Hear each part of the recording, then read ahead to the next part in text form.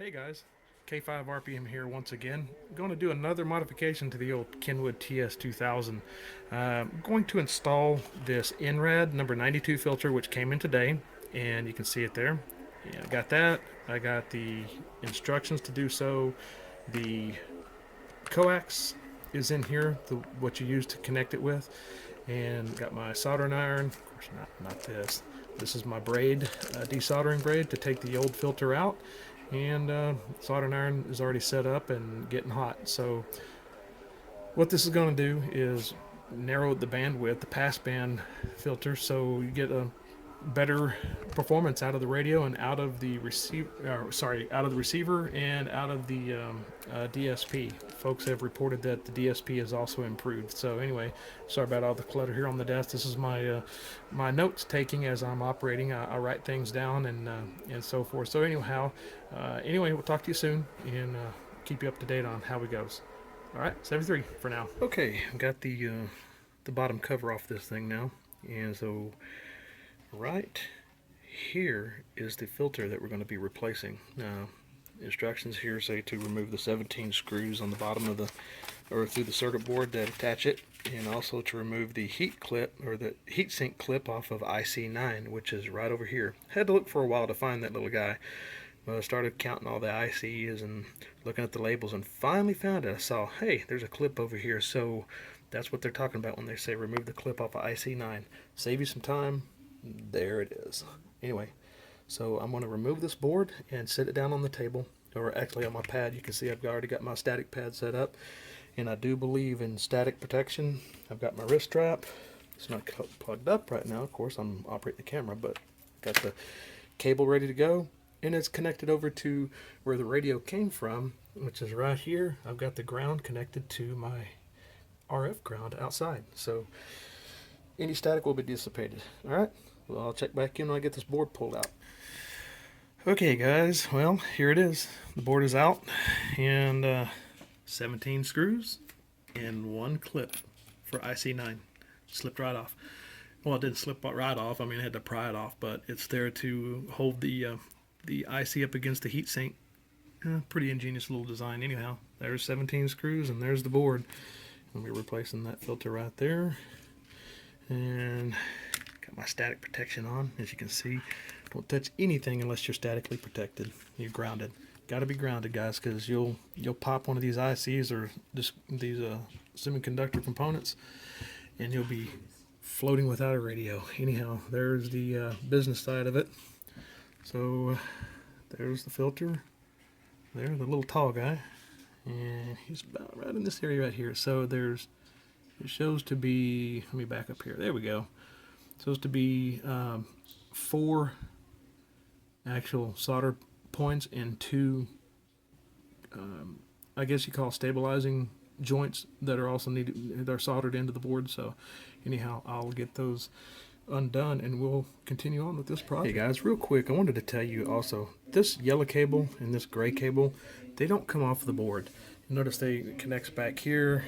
The yellow one does, comes back around, connects to the front. So I didn't make a mistake. I looked at that and I tried to pull this connector off right here, and I was like, that's not budging at all. So I didn't put much force on it because it doesn't take much force to get these little plastic plugs off. But I started looking at it, I was like, oh, that actually just goes back to the board. So it's a I can't remember what they call that. I call it just a jumper to get from one area of the board to the other. So anyway, that's a little trick I wanted to, or a little clue I wanted to let you know of. Okay, so I've got the board over, and you're actually looking through my little magnifying lens here, and I just want to show you real quick what you're going after. I'm going to try to do this while holding the camera, not too shaky. I need a beer. Just kidding. So there's the attachment points there and there, and these 4, 2 here and 2 here, are the electrical connections that you're going to use your solder wick and your soldering iron to remove those. Anyway, I'll wish me luck. No pad lifting here, and if you want to know what pad lifting is, just Google it. You know, lifting pads on circuit boards, not a good thing. Okay, well, after about 45 minutes of working it out, I finally got it out. This is the factory piece there, factory crystal. Anyway, that little puppy is out, and it took quite a bit of solder wick to get it off. But as you can tell, it's right. Well, I have to look at it again. Right there, the holes are still intact. The pads are still there, which is good. Yay! And then flipping the board over, this is the side where you're going to run the coax through. You're going to go through those two holes there on each side. You're not going to use the mounting holes anymore, of course, and remote mount the filter, the new filter, the Inrad filter, where they tell you to, and I'll show you that once I get it mounted. All right, thanks.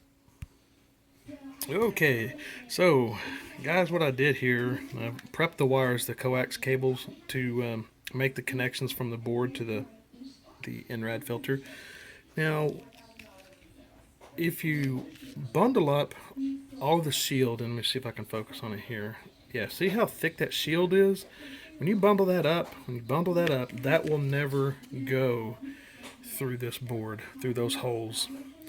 And let me see where the holes are.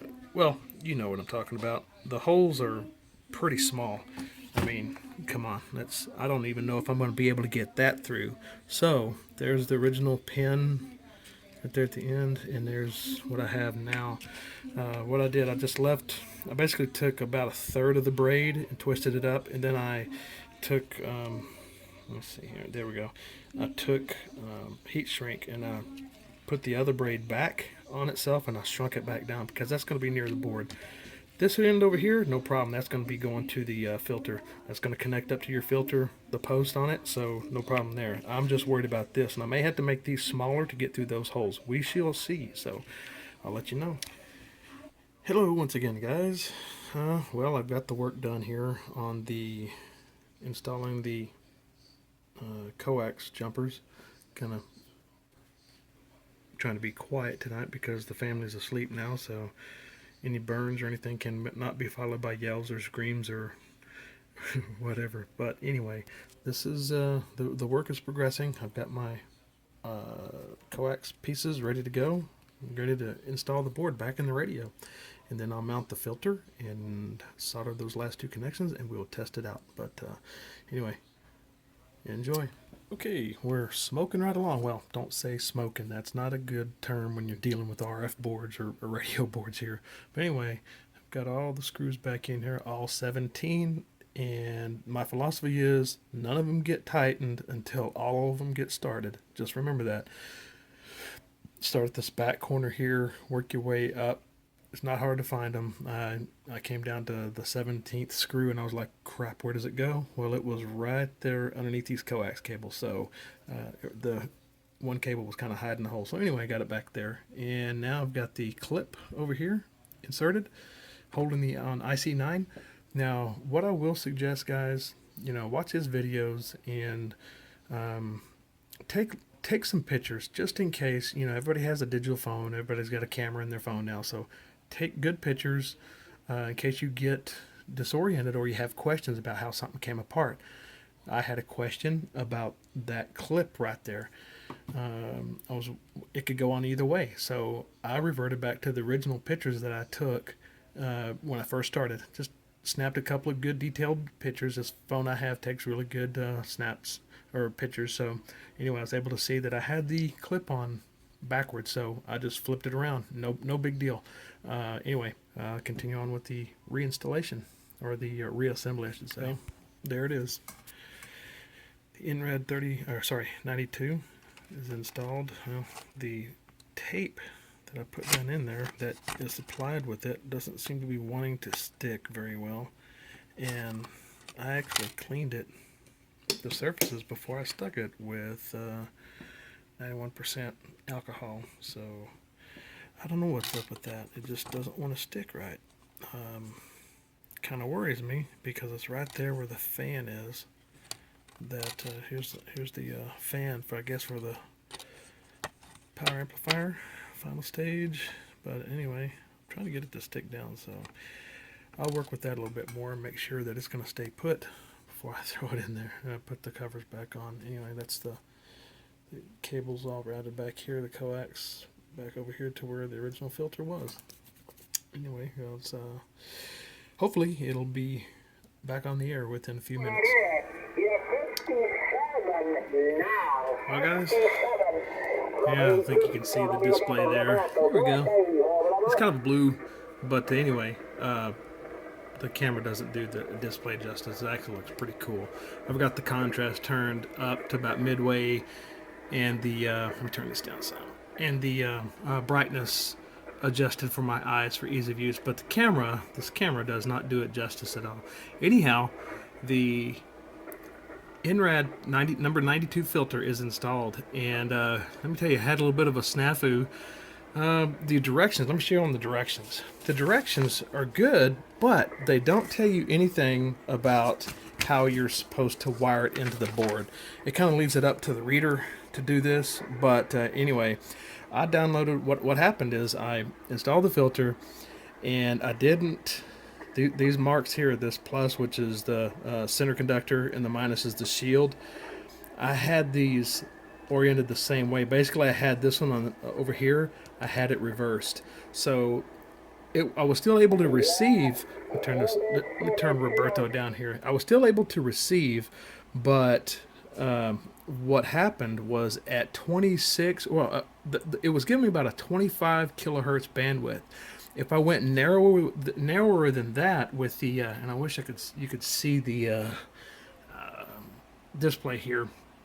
But if I went narrower on the DSP than 25 kilohertz, it's basically like a huge attenuation happened, and I couldn't hardly hear the signal at all. So I started thinking, man, what could that have been? What happened? Is it connected right? And then I went back through the instructions, and I looked at that picture, and I was like, huh, well, that's not right. Well, it doesn't look right anyway. I could see the center conductor right here. Let me turn on my light here. That's too bad. There we go. I could see the center conductor right here in the picture that Inrad sent me, but I couldn't see really what was going on over here.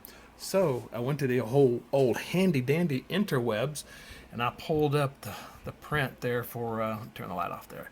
I pulled up the print for the Kenwood TS-2000.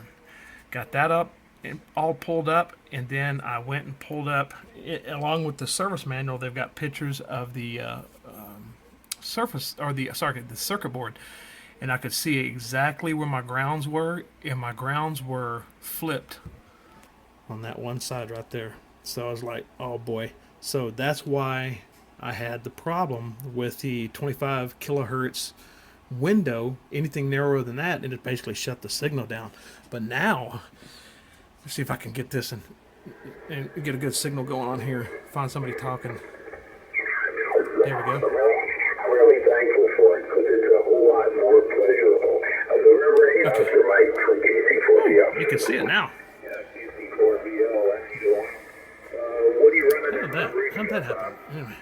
I'm running an old one. I'm running a Kenwood TS-2000. One that I bought. Okay, so that's what the new filter installed. And I still use it. That's with the high cut at 3000 and the low cut at 0. Now I can dial it down.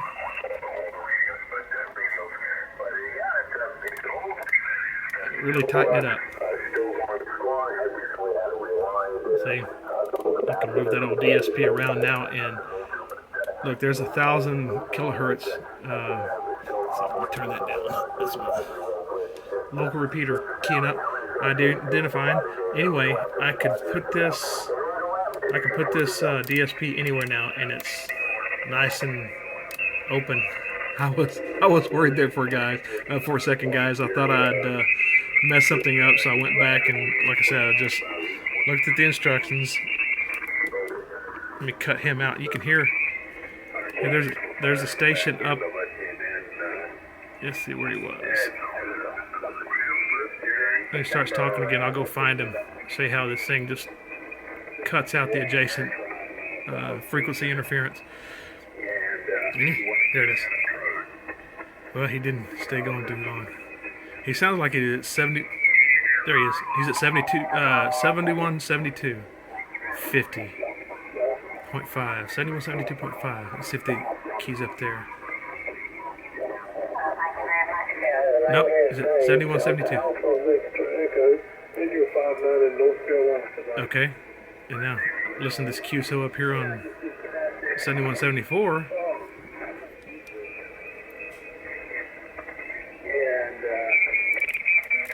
see if I can cut them out.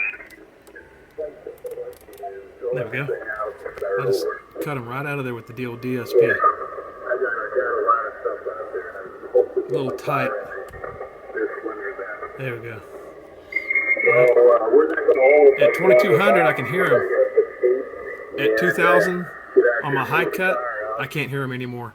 So that old filter, that number 92 filter, is working good. I can already tell the difference, and I think I'm going to have a lot more fun with this rig. It's already a good radio. It does so many things in one box, but now it's going to do it even better on the HF side. And I've got some more mods like a VHF receive sensitivity improvement modification. It's just adding a resistor in the radio. Kenwood fixed a problem in 2006, but this one is a 2002 model, so it does not have that revision in it. So I'm going to go ahead and put that in there at a later date. Not really worried about 2 meter right now, but I will be. Anyhow, if I can think of anything else, I'll throw it in at the end of this video, and you can do the mod. I mean, it's well worth it. If you got this radio, I mean, you can see, man, that new filter just rolls those frequencies right off. If you look at the Inrads, this right here. This is the number 92 filter right here, and this is factory here. This is the factory filter. Just look at the attenuation and how sharp this roll off is on both sides of the center frequency. So this is factory. This is the new Inrad. So it's definitely worth the money. Definitely worth the time. Just follow the tricks that I told you. get the wiring right. There you go. I ought to send these guys over at Vibraplex, which actually is Inrad. When you call them, it says Vibraplex. So I'm going to send them an email and say, hey, clarify that on this picture. The picture's good, but clarify that so that nobody makes the mistake that I did and puts them backwards and they go, oh, no, it doesn't sound right, you know. So anyhow, 73, take care from Ron, K5 RPM.